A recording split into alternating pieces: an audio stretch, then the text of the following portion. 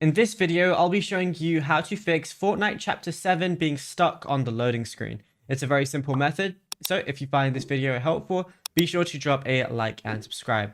Now, whether you're on PC or console, that could be really annoying. On the Epic Games launcher, there's an easy fix for this though. What you want to do is scroll down until you find Fortnite, press these three little dots and then click Manage. Then click on Verify Files. This is going to go through all the files for Fortnite that are downloaded on your PC. Check if anything's missing or if anything is corrupt. So definitely do this first. Then go over to Launch Options and enable them. And what you want to do is you want to type in a few things. The first one you want to type in is dash no splash, which basically takes away the initial loading freeze, which should definitely do that. If it's still having issues, what you want to do is do dash disable GPU crash debugging, like so.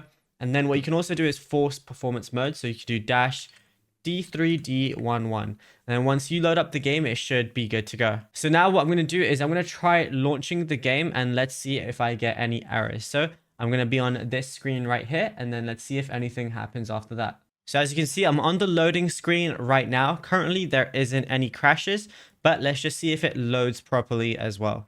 So it's loading now. It says connecting. It doesn't look like it's freezing or anything like that. It shows that I'm logging in, registering to Locker Manager, connecting again. And any second now, I think I should be in the main screen. And yeah, I'm good to go now.